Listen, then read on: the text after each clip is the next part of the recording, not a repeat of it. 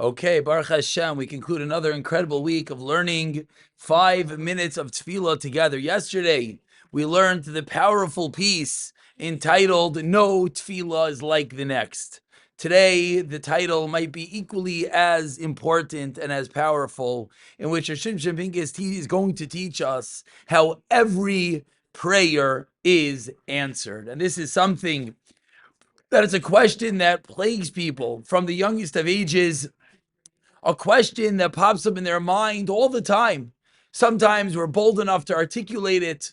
Other times we sort of just push away the thought and we wonder, is there a purpose? Is there a point? We've been talking about davening relentlessly and every tefillah, how important it is, how the complete tefillah, how every tefillah widens that hole of the well. But sometimes we're sitting there and we're plagued with the thought, as he says over here, it happens all the time, that there's someone that has a relative that is sick, and he davens, and his friends daven, and the family davens, and what happens? Rahman al-Itzlan, what happens is, the chayla is nifter, v'hu nidme l'ro'ei shekol ha'tfilos v'atachanunos v'shois was l'shav. It seems it was all for naught. All the tefillahs, all the kabbalahs, all the trying to be better, it was for nothing. Ulahevel v'larik, and for absolute nothingness. Yagu kulam, they toiled. And again, this is something that whether we really often actually say it, but it's something that indeed plagues the back of our mind, that we spend so much time davening. How many kapitlach of Tehillim have we said the last few months? And we wonder, and we're bothered. Do the tefillahs really do anything? Does it mean anything? Says Rav Shimshon Pingis, this machshava is pigel, he calls it. Such a beautiful term. Pigel is when a kohen is bringing a carbon and he has a thought for the avodah that he's going to eat the carbon at the wrong time. He's going to sacrifice it in the wrong manner. The thought is pigel. It's a toyis. The thought itself is a mistake. And explains of Shimshon Pincus that this is because of two reasons.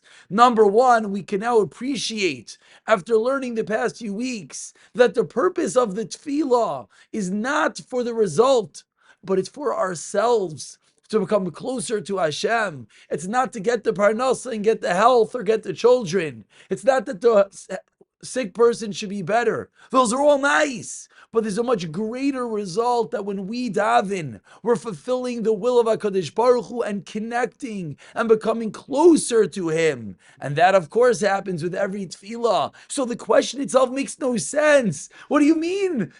Was the tefillah answered? Of course it was.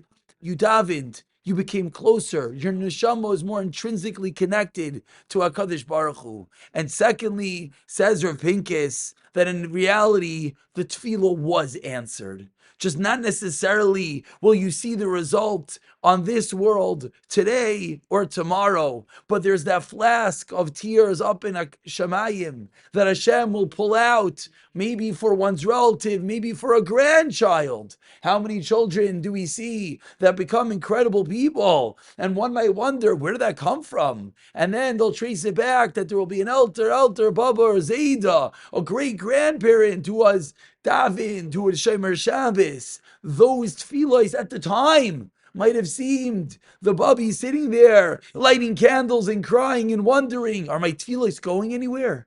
And of course, they were going somewhere. She became connected to Hashem, and those tefillahs were saved up, and for eternity would save her descendants. We'll conclude with the fabulous and fascinating mashal of the Magen Midumna, in which he says two people go into a suit store, an elderly person and a younger man. The elderly person is asking for a particular size of a suit, and he's trying it on, and he has to have every requirement that he's looking for perfect. Whereas the younger gentleman says, okay, where are the suits? He picks up 6 of them, throws them in the bag, and he leaves. And on the way out, the elderly man says, that's how you buy a suit? Well, you didn't care which size you were buying? How do you know it's going to fit? How do you know it's the right size? And responds the man, I have, Baruch Hashem, a bunch of children at home. If it doesn't fit one, it will fit the next. And if not for today, it will fit next month.